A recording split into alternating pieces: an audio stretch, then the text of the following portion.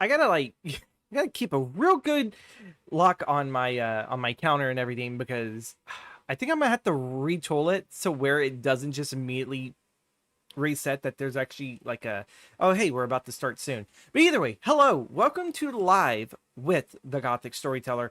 Let me know if I am a little too loud. I just realized I just peaked, but also too I am like super excited to really talk about films today.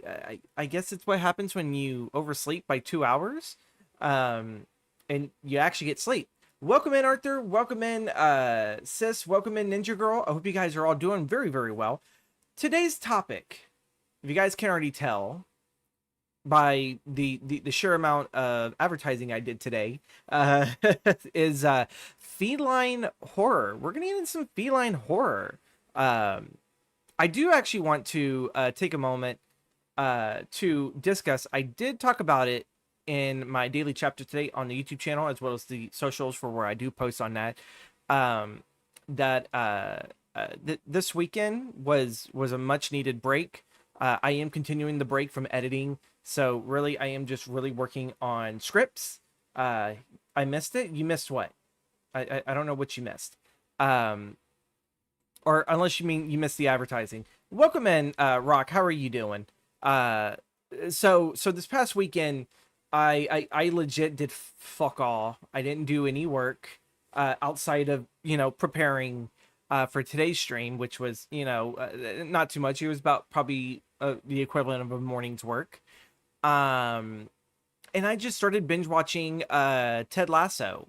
I put it down in the daily chapter and everything that I wrote about it, but I've never really had such a TV show probably in a while, not since probably watching Parks and Rec, where it definitely felt like it had like a really good positive message. It's a really great show. If you guys have not seen it, I definitely urge you. I definitely feel like maybe some of the trailers kind of misled you to kind of believe that like, oh, this is kind of like a happy-go-lucky character, nothing ever bogs him down. That's actually quite a bit of lie. Like there's a whole lot that chips away at this man at season one, and in season two, he's like a complete mess. I absolutely love it. So thank you, sis, for giving me the Apple, your Apple account thing, so I can binge this. I still need to finish. I still need to finish the final episode of season two. That's the last one I'm on, and then I got all of season three to binge, and then I gotta wait. What was it? I think I have to wait a whole month. I think until season four drops. They decided to come back and do a season four after about a year or two off or so. It's always good to take a reset period to come back fresh. Definitely, Arthur. It definitely is, and I kind of feel like maybe I have that energy because, hey, I decided to take a break to kind of step away from watching Gothic horror films, which is kind of weird because you figure with a niche channel like this, we're always covering something of the Gothic genre. Um, and really, the one thing I do want to point out to folks here, when we do the lives, not everything is always going to be Gothic cinema.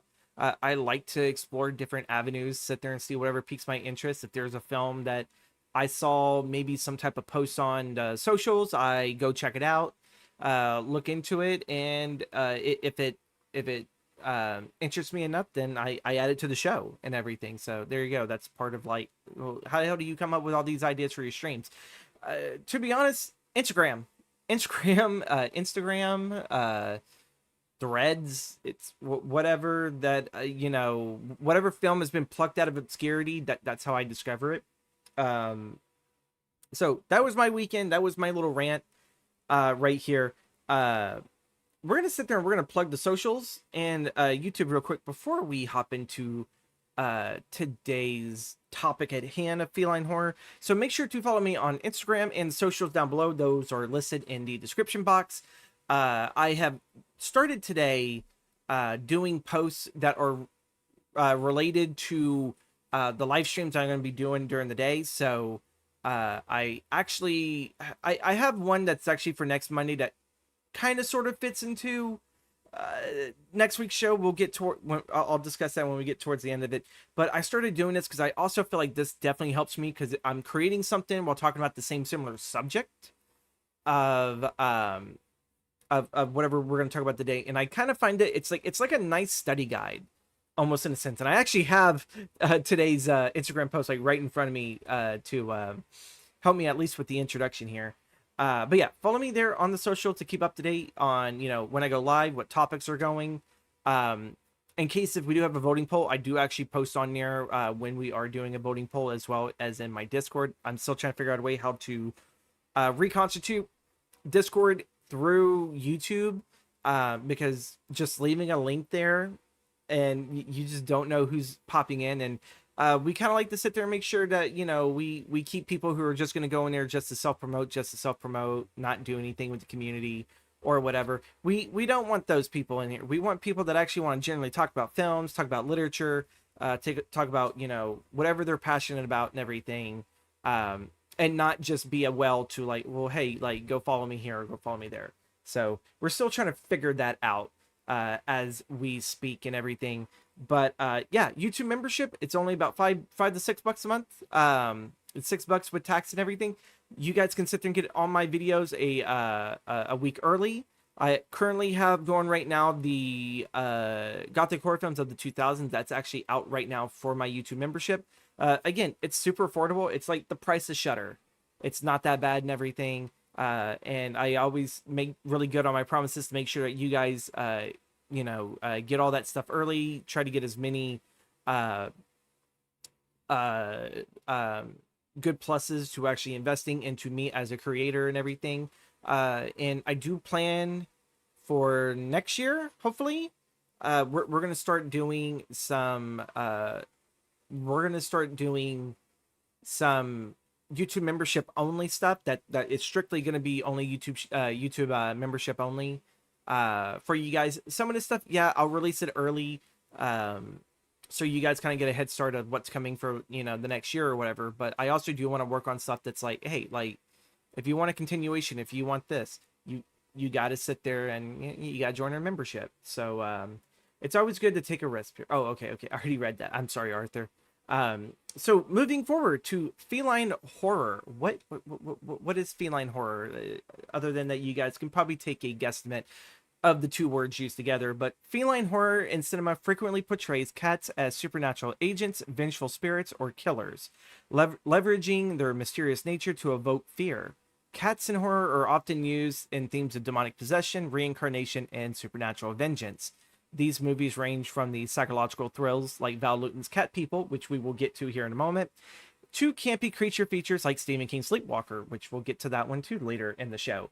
So yeah, when I was thinking about doing this double feature thing, I was like, oh, like, let's keep it kind of a theme kind of going, at least for the episodes in the films. I was like, you know what? I haven't watched Cat People. I really want to look at that. And I was like, all right, what pairs well with Cat People? Do I do another Val Lewton film? Do what do I do? It's like Cat People. It has to have cats in it. I need another film that needs cats. And strangely enough, I thought of Stephen King's Sleepwalkers. I was like, you know what? Here we go. So we have the cinephiles, you know, Cat People, which this film has done a lot for cinema. For I guess you would say the independents. Well, no, not really independent, because really independent cinema did not exist at that time. But for the low-budgeted horror film of that time, of how can you maximize impact and story and scares, Val Lewton was really, really good with that. So I feel like Cat People did that very well. So I kind of feel like for the cinephiles who love, I guess, quote-unquote, like art, I don't really kind of look at it as an art film, but I guess some might do that. But like an art house horror film, something of that nature. And then we just go to something that is just completely campy, fun, zany. Like, you're watching it and you're all like, why am I watching this? This is dumb. But I don't want to turn it off. I want to keep watching. So yeah, I picked Stephen King's Sleepwalkers. I was like, you know what? We need the other side of the coin. We have a serious psychological narrative with some supernatural elements to it, and we have to add cop kebab. I'm sorry. I want to talk about some of those two later. So we will be moving forward here with our first film, and that one's being Val Lewton's Cat People. There are some names I may butcher on this, so be wary. But Cat People is about a Serbian immigrant in Manhattan that believes that because of an ancient curse, Any physical intimacy with the man she loves will turn her into a feline predator. This film starred Simone, Kent Smith, and Jane Randolph. The film was directed by Jacques Tourneur. For all the French listeners or people who know French, correct me if I've said that name wrong. It was produced by Val Lewton and written by DeWitt Bodine. So where do we start with Cat People? It was an RKO picture film. If none of you guys know what RKO is, they used to be kind of like a radio broadcast. They used to do radio dramas and theaters and stuff like that. And then when the advent of movies started really kind of coming in, and then later, I do believe with TV, I think RKO was around, they jumped into those different mediums of entertainment. It's an entertainment company that first started out in radio. And I think there's been quite a few films that I've covered so far through the live streams that are actual RKO films. I've done so many of these streams now, I can't really keep up with how many films.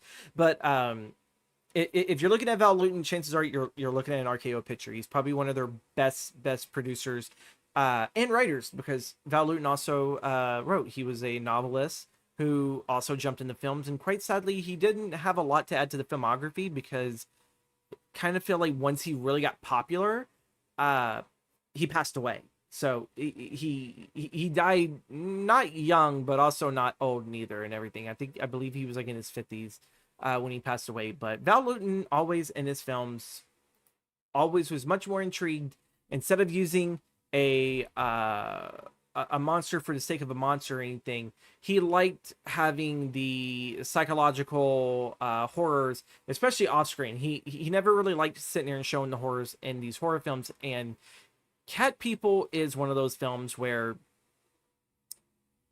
I guess, just to kind of cut it down without really being too mean, it is a very sad, depressing film about a woman whose urges have been repressed due to, the belief of this ancient curse, that she truly, I do believe she believes in it hard enough that she turns into a panther later in this film. And yeah, there's there's not really like any gore anytime that there's like really any violence. It's mostly used off screen and used with the magic of lights and shadow. There's really probably only one scene where you actually do see a guy get mauled, but again, it takes place in a dark room. You don't really sit there and see much. All you see is a body struggling with a panther. But yeah, that's pretty much the gist of it. This film is shot very well for also to a film of its time. It was kind of more or less considered a B picture. So B pictures didn't sometimes always have like the great camera work, but that can also be debated, because really I don't really sit there and think the film is defined by its budget when it comes to its looks and everything. It's more defined by its filmmakers. And the cinematographer on the set was Nicholas Musaraka, who had also worked on another Val Lewton picture called The Seventh Victim. He worked on The Spiral Staircase, which is a Gothic noir. So this was kind of like, his early films of working, and it's actually not that bad, because he does start off with a really good bang of really good noir and I don't want to say serious film, but noir and drama films, stuff that is psychological for its time. He does very, very well, and then it looks like he starts jumping into some serious dramas, a little bit of the I guess you would say political propaganda Hollywood that obviously occupied the 40s during the war and everything. And it also looks like he's done some comedies here and whatnot. I should actually probably, while having this, I probably should actually switch over to the next screen so you guys can actually sit there and see all these other films that he worked on.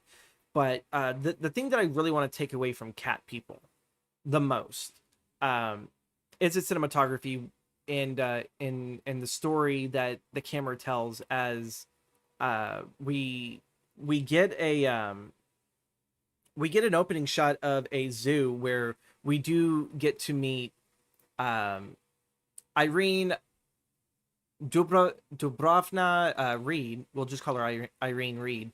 Where we do actually get to sit there and meet Irene, and she's making like a sketch of a panther, and she's super fascinated in this animal, and she ends up garnering the eyes of Oliver Reed, played by Kent Smith, who is very much fascinated by her. They end up falling in love, and they quickly marry.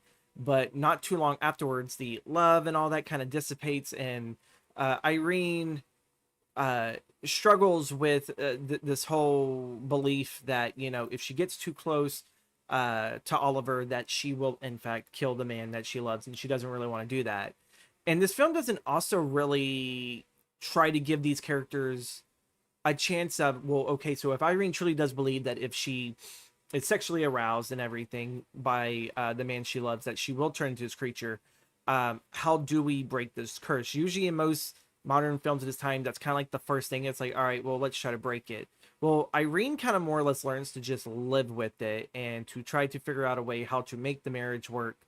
Um, but sadly, Oliver ends up kind of falling in love with Alice Moore, played by Janet Randolph. And this love triangle quickly turns into jealousy. Um, and it actually leads us into two really big moments in this film that I think are just fantastic pieces of suspense and thrill. And the first one is when Alice is walking home and everything from work after, you know, being with Oliver, and Irene is tailing her. And there is this jump cut between, you know, Alice sit there and thinks that she's alone, does not know that Irene is tailing her. Um, and there is just this sense of dread that, you know, Alice thinks that she's being followed. And this is actually also an iconic moment for cinema as well, uh, because what we end up seeing here is the Lewton bus scene, which is the origin of the false jump scare. So as Alice is, you know, waiting at the bus stop, you know, she kind of hears like there is someone behind her, but she doesn't really want to look behind. She doesn't want to sit there and see. Uh, and all of a sudden, that concentration that she has of the fear of who is behind her is quickly just snapped by the sound of the bus arriving, and it just it scares the audience. It actually kind of made me jump. Something told me, I was like, I'm expecting something to pop up here. It's like something's not right here. I don't truly believe that Alice is gonna die this early in the film. I kind of sit there and think that she'll probably sit there and die maybe a little bit later on. And then bam, you just have this bus that just pops up, and the woman, she's absolutely frightened. I'm like over here, like heart kind of racing a little bit. Um, but yeah, there are moments in cinema history where, you know, you have uh uh I'm trying to think of the scream. There is the Wilhelm scream, uh, and then there is another scream. Yeah, the Wilhelm scream that originated from distant drums in 1951. I'm pretty sure I thought that that was a lot sooner, not a lot later. And it was used in Hollywood films like Star Wars, Indiana Jones, et cetera, et cetera. And then there's the Wilhelm scream, and then there is from the ninth configuration, there is I'm trying to figure out the Howie scream, which I think the Howie scream is probably something more modern day generations actually kind of recall. Like, we all know the Wilhelm scream somewhere, but the Howie scream, I think, has probably been used more in memes. Um, and I think actually both screams have actually made their way into SpongeBob as well, if memory perceives me correctly. SpongeBob is like just filled with a whole bunch of like classical film references that I feel like either some of the modern day audiences has understood it, or it's completely gone over their head. Like, you'd be surprised how many people know Nosferatu not from the film but from SpongeBob. But Cat People, Val Lewton created that famous Lewton bus scene, and thank God for it, because I think probably the only other few films that I've actually watched that really use that scene very, very well is in John Carpenter's, I think it's Halloween 2. No, it's in Halloween 1, and um it is when Loomis is scaring the hell out of one of the bully children who are getting next to the Myers home, and then Loomis does like this like, you know, creepy little voice, scares the kid off, and then the moment he turns around, cop's right there, and the cop gives him a jump scare. Welcome in, horror historian. How are you doing this evening? So there we go. We had a really quick side tangent on famous moments in cinema, and we just talked about the Luton bus scene. I love that scene so much. It's a really really good scene that puts together. And then the next scene is again another scene in which Alice is walking home and she feels like she's being stalked. Um, and strangely enough, again, the whole premise is that Irene's character is only supposed to turn into this panther, this killer cat, if she is sexually aroused. And so the weird thing is when we think about that, because that's supposed to be how the cat people, you know, turn. That's how they turn to the feline predator. Um, so is Irene not really in love too with Oliver, but is she secretly in love with Alice? Is she aroused by Alice? Alice ended up actually while near like a pool, which I do believe is in her apartment. It's been like 4 days since I watched it, so a little bit of the scenes were fuzzy. She does feel like there is someone watching her. She goes and she runs and dives off into the pool, and the lights go off, and she's trying to sit there and see who in the shadows is stalking her, who has been stalking her throughout the majority of this film. And we get the audio cue that there is a panther in the pool, or not physically in the pool, but walking around the pool, watching her. And this woman is just completely scared out of her gourd. The only light that she has is the light coming up from the swimming pool, but everything else darkness wise is consuming her, and she has no clue what's in the dark, what's coming after her. We don't even really sit there and see, but we can put two and two together, you know, of what it is. And then after her big scream, after Alice's big scream, the light turns on, and it's Irene there, just waiting for her, smiling, and proceeds to leave and everything right when, you know, other people are coming to Alice's rescue. I think those are like two of the greatest scenes of suspense and thrill uh, for this film. And if you haven't seen it, you can probably find it anywhere. Let me actually look up where you guys can actually see it. And I am sad to say, Rock, I don't know if it was you that was offering it or if it was someone else in the community when I did the vote and mentioned that cat people had won. But someone also wanted me to check out the sequel, Curse of the Cat People, and the remake, and I sadly did not find time this weekend to watch that film. Currently, right now, you can though watch the 1942 Cat People on YouTube, Google Play, Amazon Prime, Apple TV, and Fandango at Home. Those are the streaming sites that you guys can actually watch it. Or unless you want to go buy out the DVD, that's fine by me. We love physical media here, and physical media means, you know, a whole lot in everything, regardless if that is film, music, gaming. You know, physical media is wonderful. But watching this film, it does really make me want to sit there and check out Curse of the Cat People. Usually, sometimes sequels to these films don't do too well, but at the same time, I'm one of those strange people that truly do believe that I love James Whale's Frankenstein, but I think Bride of Frankenstein is a far superior film to it. You know, even though really it's a two-parter. It's finishing off the novel, but adding a little bit more to the story. But yeah, I think that's what I think that's all I have for Cat People going on here. Folks, our community goal is about to end here, though, for our super chat here. So if you guys do want to contribute, you guys are more than welcome to. We are going to move on. Oh, wait. Hold on. Before we finish up Cat People, I have to talk about the ending, because the beginning we talked about this. I'm getting ahead of myself. The beginning we talked about like this beautiful scene in which we see Irene and Oliver first meet, and Irene is sketching the picture of the panther in the zoo. I believe that panther was used again in The Leopard Man, which is another Val Lewton film. Obviously, they reuse they reuse props and areas and everything. So I kind of wonder if those two leopards are the same one. but the end of this film. So after the predatory therapist who just he's a terrible therapist, but he's a therapist of the era who pretty much just kind of tells Irene that everything is all in her head. She, you know, she's not really, you know, this cat person that what she thinks she fears she might be because of her Russian ancestry. And she does meet a woman early in the film that does refer to her as sister because she finds out that, oh, Irene is a Russian immigrant like she is. But it also kind of leaves you wondering, is this woman also to a cat person as well? Without even knowing the woman's name, she immediately knew. She called her sister. She knew exactly what Irene was.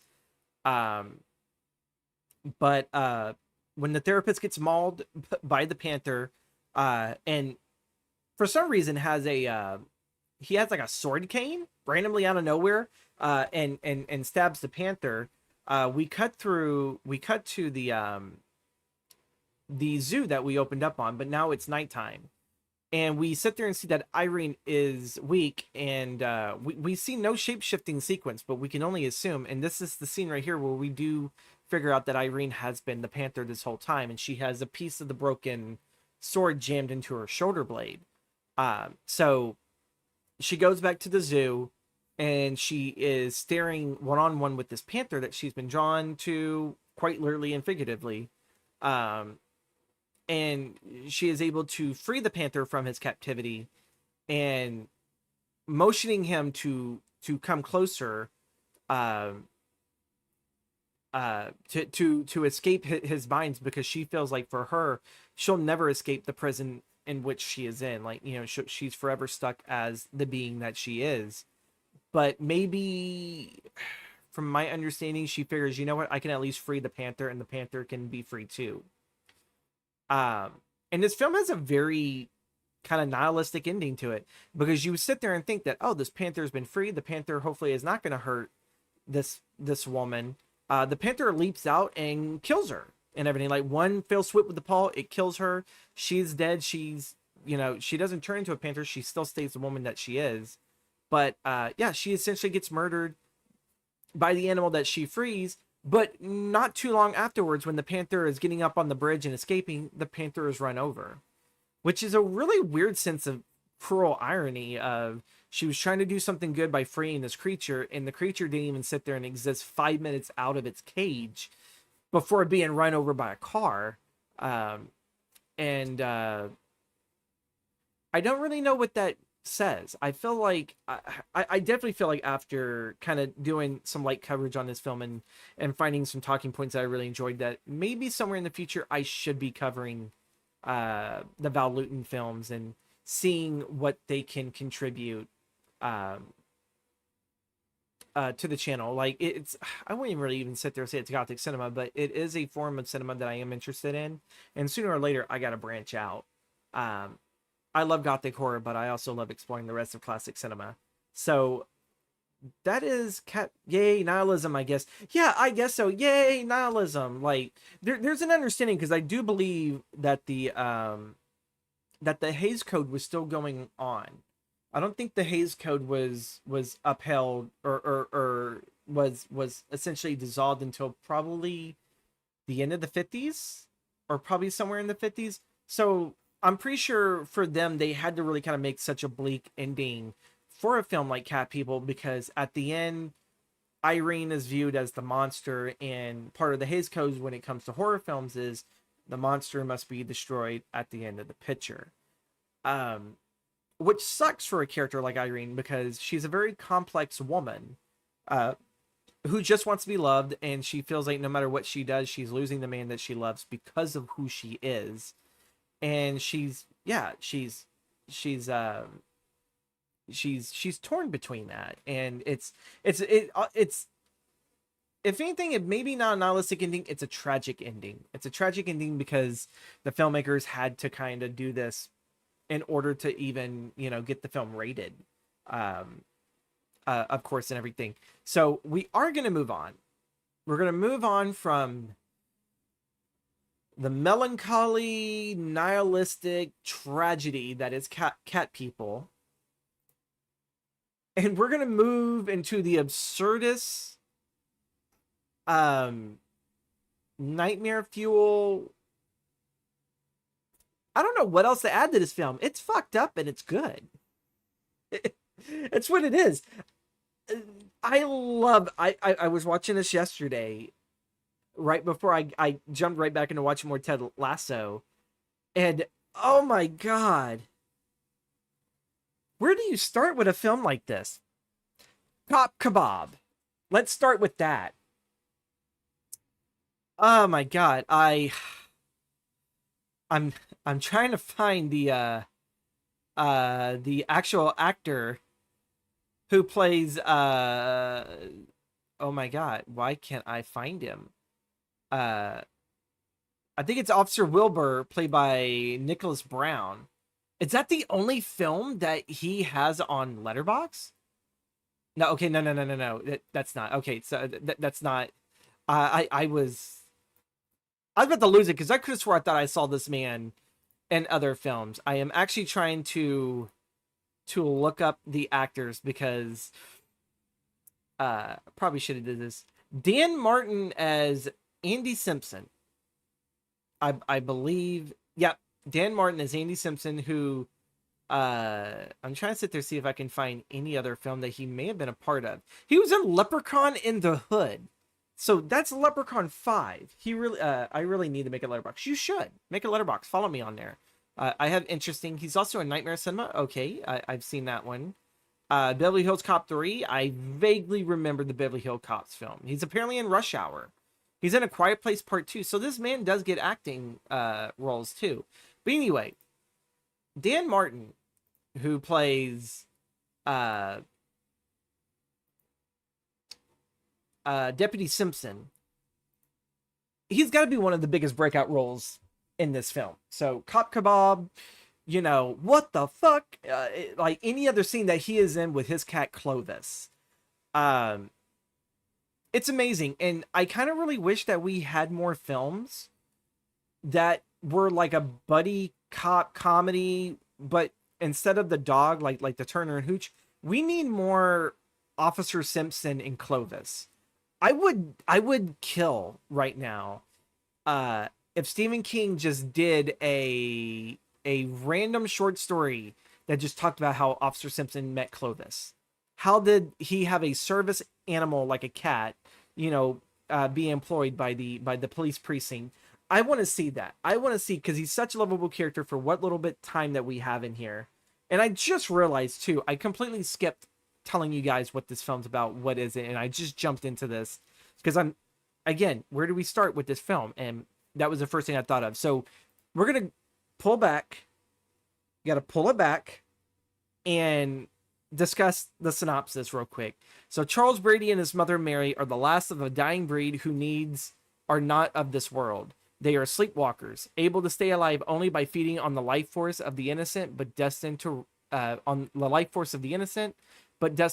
the earth, avoiding discovery while searching for their next victim. That search takes them to a sleepy little town in Travis, Indiana, where a beautiful teenager, Tanya Robertson, is about to become an unwilling pawn in their nightmarish fight for survival. So that sounds like serious horror, right? That doesn't sound like nothing absurdist. The sleepwalkers in this look like cats, but they are a form of vampire. And if there's one thing I can give Stephen King props for, is he definitely knows how to keep its vampires interesting.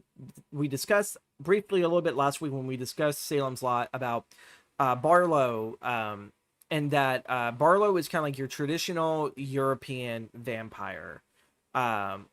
He's obviously supposed to be like an Americanized, but still very strong Germanic, Germanic vampire lord that, you know, it's just coming over here to the States to feed and to expand his, I guess his vampire army. Like his whole thing is just to feed and to, I guess, make more of his kin. I guess you could say that was his bit. He's a stereotypical vampire who's very, very charismatic. And then you look into vampires like in the Night Flyer, which are again a bit of the traditional vampire, but instead of being really looked at as the very beautiful, handsome count that kind of what Barlow was, except for the 79 edition where they made him more of a Nosferatu, But in Night Flyer, that vampire looks very much bat-like in the face. It's not a pretty creature. It uses hypnotism it uses hypnotism and illusions as its way to manipulate humans as it jumps from airplane what is it airport to airport, feeding on whatever victim, and then it gets back into its tight little cramped airplane and it flies off the next day. So Sleepwalkers again is another turn of the vampire story that kind of blends in a little bit of old world beliefs, but I don't know. It's kind of hard to really believe these vampires that not only can they shapeshift themselves, but they can change their cars. They can change their vehicles. I think like at first, the car that Charles Brady has is like a Trans Am, and then he turns into a Pontiac something. Totally different car. Runs completely differently. So not only can he change himself, but he can change his car. Or is the car part of himself? We don't know. We don't really get those answers answered, or those questions answered. But we get Cop Kebab. We get that answered. Again, rest in peace, Officer Simpson, because Clovis did not deserve to lose his owner. This film, I guess we got to talk about the cameos for this. The cameos, the casting. So the female lead, Tanya Robertson, played by Mädchen Amick. If that name does not ring a bell to you, but if you are a fan of Twin Peaks, she is the diner waitress that that is involved with. She's like she has like an abusive husband, and she ends up joining kind of like the town bad boy into quote unquote killing him, and then he didn't die, and so they had to like take care of her brain dead husband just to make up appearances. But yeah, from Twin Peaks, she's in this and everything. This was right after she wrapped up her time in Twin Peaks, and I think the same year she was shooting Fire Walk with Me. Alice Krige plays Mary Brady. If you are a Star Trek fan, then you will probably know Alice Krige. You know what? Here, let me switch it off over here to the title card so you guys at least do have some semblance of what we're looking at. So Alice Krige. So here we go. We'll actually have the actress up here. This is Alice. Apparently she was in Thor: Love and Thunder. I don't recall her in that. She played the female villain in Silent Hill. I did not know she was in Texas Chainsaw Massacre. She plays Mrs. Mick. No clue. But most of you folks will probably know her as the Borg Queen in Star Trek. And also to another friend of Stephen King's, Peter Straub, in Ghost Story, she plays the titular villain in that. She has a small role in Solomon Kane that I vaguely remember, but you guys will probably always know her as always playing a really great villain. She's a South African actress and producer. Her first feature film role was that of was the Gilbert and Sullivan singer Sybil Gordon in the 1981 award-winning film Chariots of Fire. Since then, she's played a variety of roles in a number of genres. She first played the big role of the Borg Queen in the motion picture Star Trek First Contact, and then proceeded to show up as that character again throughout the TV series Star Trek Voyager. Again, she's done like a lot of horror. She did Ghost Story. She did Sleepwalkers. Let's see who else is in here. We have Ron Perlman, Dan Martin, but I guess you wouldn't really call that. He's more supporting. You have Cynthia Garris, who I do believe plays Tanya's mother, if I remember correctly. It's either that or she's one of the forensics people. We also have John Landis, Joe Dante, Stephen King, which Stephen King has like a very funny role where he's essentially relating the same line over and over to each cop, and the cop's like, I ain't got no time to worry this, like, go bother someone else. And he will go try to find someone that looks important, say the same damn thing, and then they're all like, go bother the sheriff. And he goes and looks at the sheriff and says the same exact thing, and the sheriff shoots him off again. It's a funny bit of comedy that I truly enjoy. Clive Barker's in here. The horror historian is a huge Clive Barker fan, so if you're not following him, you should definitely go. He actually does have, I think, a video or two that does cover Clive Barker as a whole, And I think he is still working on one video that is supposed to be about the game Jericho, if I remember correctly. So, shameless plug for my buddy, horror historian.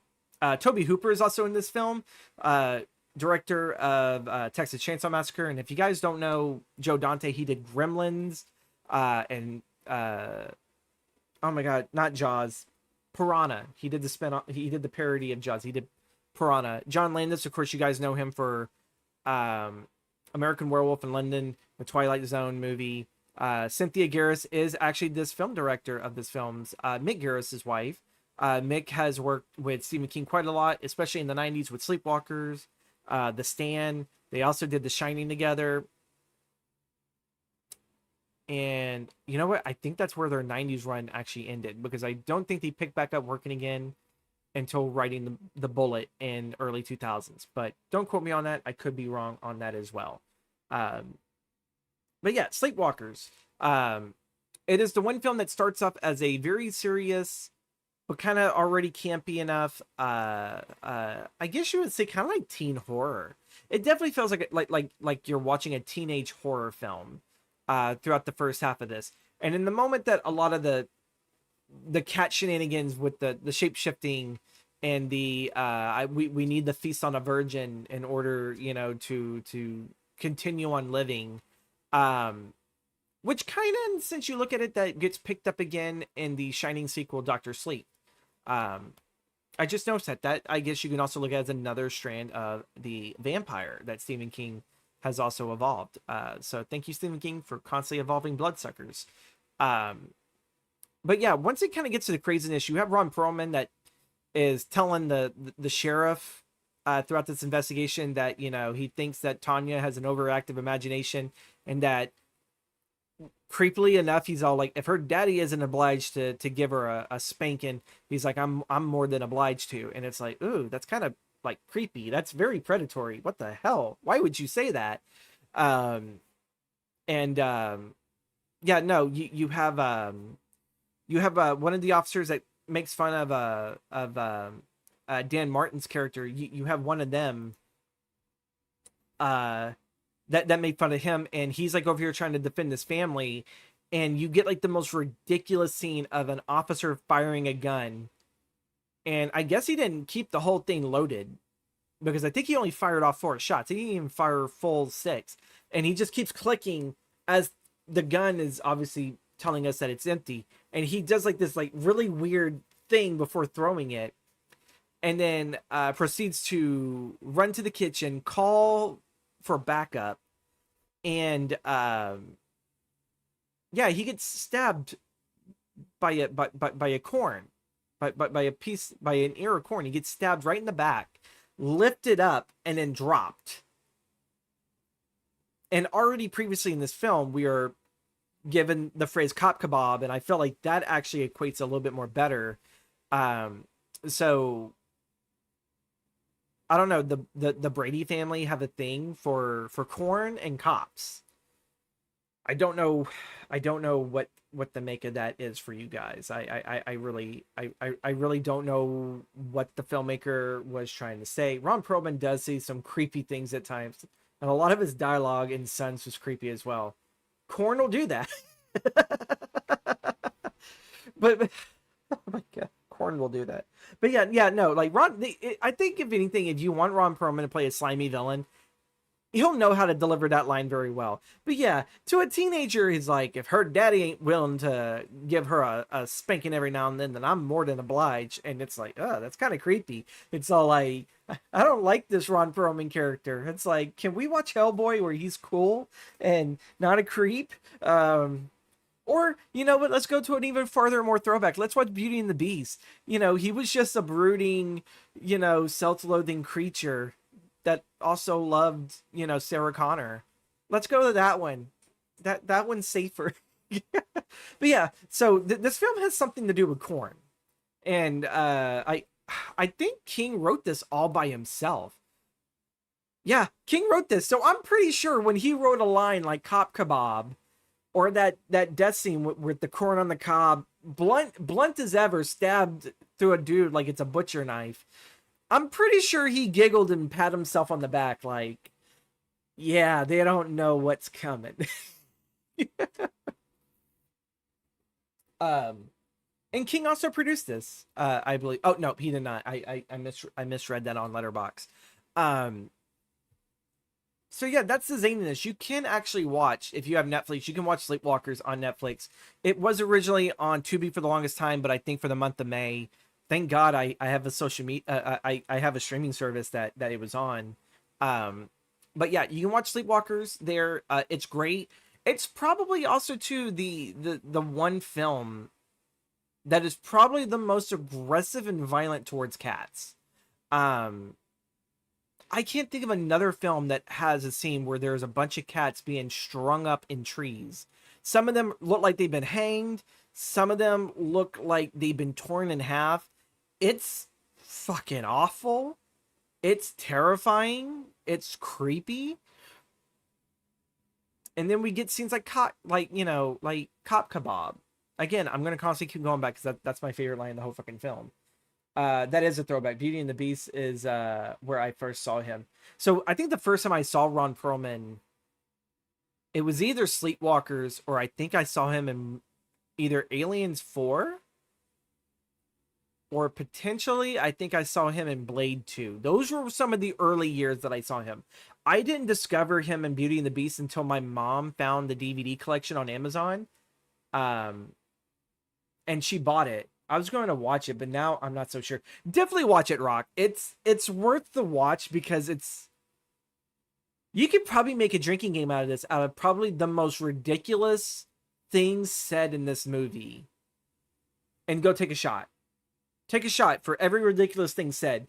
You probably will get buzzed at the beginning, but by the time you get to the end of this film, you're going to be just completely blacked out drunk. Drink responsibly, though. I do want to say drink responsibly.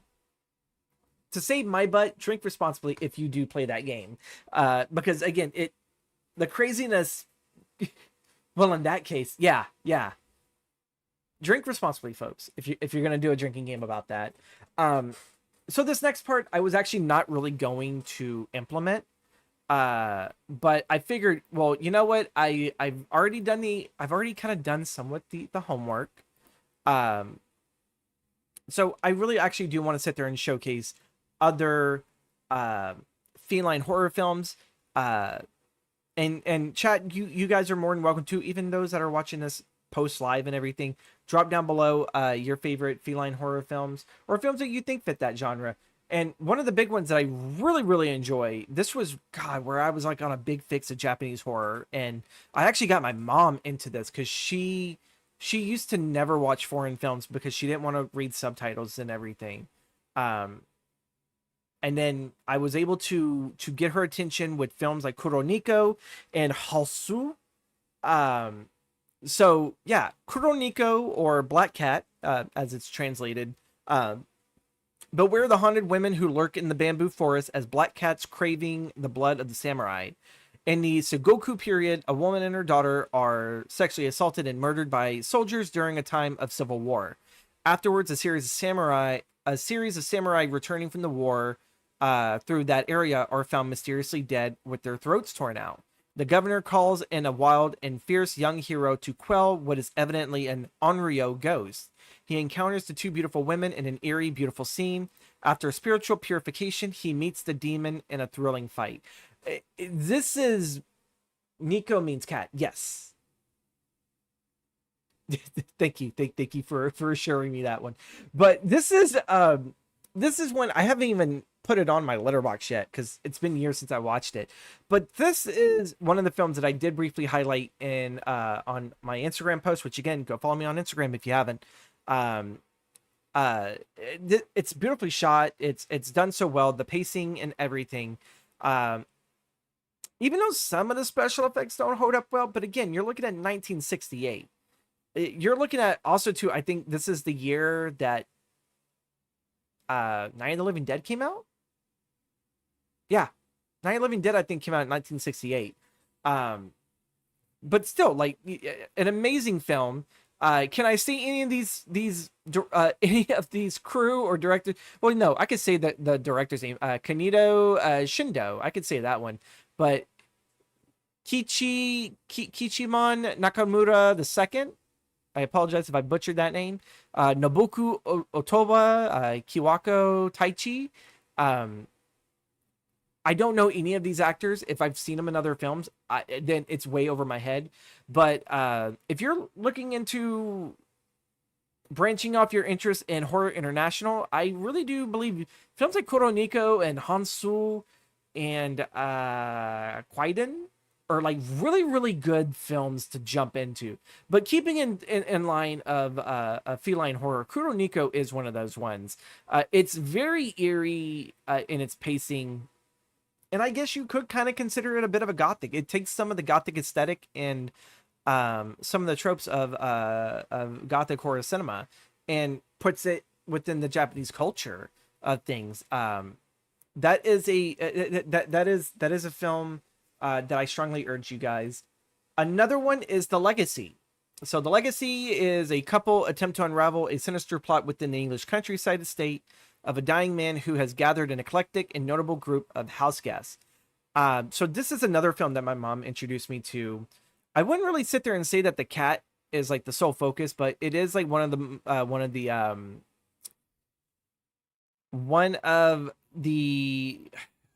moments of the film that actually pop in where Sam Elliott does in fact get attacked by a cat, and the cat is someone that he had met previously in the film and has constant run-ins. But this film stars Catherine Ross, Sam Elliott, Roger Daltrey from The Who, the lead singer of The Who, John Standing, Ian Hogg, Margaret Tezik, Charles Gray, Lee Montague, Hilligard Neal, Mariana Broom, Patsy Smart, William Abney, Matthias Kilroy, and Reg Harding. Some of these the names you may not recognize, but the faces you will probably sit there and see in a lot of British horror. And it came out in 1978. It definitely does feel like that decade. It definitely feels dated to a certain degree, but I also think it's a really, really good supernatural horror film to enjoy. And if you do like the occasional cat attacking someone, this is one. I kind of was loosely inspired by this when I did my short film, The Black Cat, because again, I told you guys I was inspired by Hammer and Edgar Allan Poe. There is a scene in this where Sam Elliott is attacked by a cat and wrestles with it. And in my original script, there was the idea that our lead character was going to wrestle with a fake cat and proceeds to throw it out the window. But my screenwriting teacher kind of advised, she's all like, please make sure the cat's fake and you don't throw a real animal out the window. I don't think PETA would enjoy that. And it's like, I'll remember that. But sadly, that scene got cut out during the rewrites due to not only just budget, but like, time. So that was part of the kill your babies, in your writing. Don't literally kill babies, but, kill your darlings. That's a better one. Whew, I'm pretty sure YouTube is all like, dude, he's really prancing on the line of what you can and cannot say. We're going to sit there and wrap up with the final film, which again is another Stephen King property and everything. We talked about Sleepwalkers. Now we can talk about something that's a little bit more serious briefly, but Pet Sematary. After the Creed family's cat is accidentally killed, a friendly neighbor advises its burial in a mysterious nearby cemetery. Cemetery, as how the film kind of advertises it.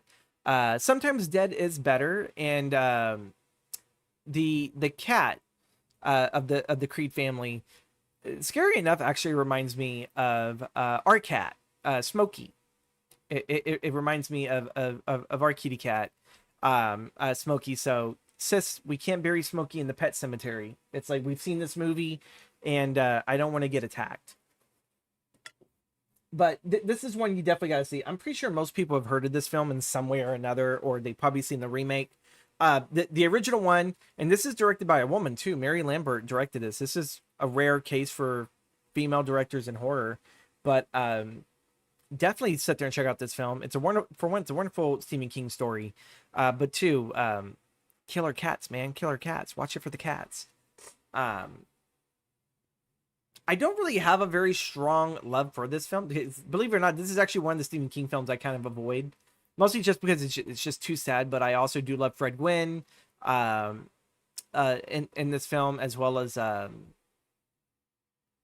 what is it? The actor's not labeled on here. I wonder if I'm misconstruing another actor again. Stephen King does play a priest in this, though. Jesus Christ, why am I could be thinking of another Stephen King property that possibly had Fred Gwynn in it. But yeah, Pet Sematary. I feel like there's really nothing else that I need to say about this. You guys know the story. You know the story. You've seen I wouldn't say the memes, but the quotes and everything. Sometimes dead is better, and I think it's probably better if we just leave it with that. We are going to get ready to wrap up. Kind of felt like I kind of stumbled there towards the end and everything. I really don't have a whole lot to say about Pet Sematary.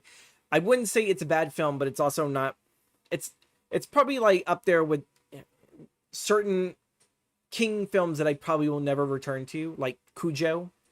I like the story of Cujo, but I'm sorry, I just can't watch a film where a wife and child are screaming in the car while there's a murderous Saint Bernard on just hopped up on rabies and everything. Like, I don't know. There's just something about that I'm just like, yeah, I don't know. I really don't know, and I'm rambling here. We are going to wrap up and everything. Make sure to follow me here on the socials. Join the YouTube membership. And next week's topic. So we're going to change it up a bit. We're not really going to be covering a movie per se. We're going to be covering a book. We're going to be covering. Maybe I should just bring the book up. Don't judge me. I'm wearing my pajamas today.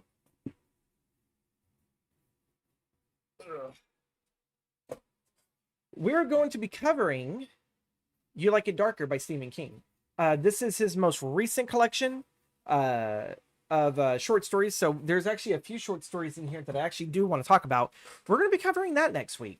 I kind of figured that, you know what, while we're also live here, discussing movies and everything, I also kind of want to sit there and see what does the book talks, the book discussions do for you guys. I sooner or later, I do actually want to bring in television as a thing as well. But yeah, no, we are going to cover Stephen King's You Like It Darker. Do stay tuned also too for next Monday, because I actually do have a post that's very similar to this, but it does actually talk about my favorite short stories from Stephen King. And not really like any order and everything, but it's more of my briefest thoughts and everything. So you guys kind of get a little bit of the scattered brainness of what we're going to get. I have mixed feelings about this book. It's not my favorite. So I guess I'll leave you with that and everything before. But thank you guys again all for being here. Thank you, Ninja Girl. Thank you, Call Arthur. Thank you, Rock, for being here. Thank you, Adam. Thank you, Sis. If I am missing anyone, I truly do apologize and everything. And yeah, we're going to sit there. We're just going to call it an evening. You guys are amazing. I appreciate you guys so much. And you guys all take care.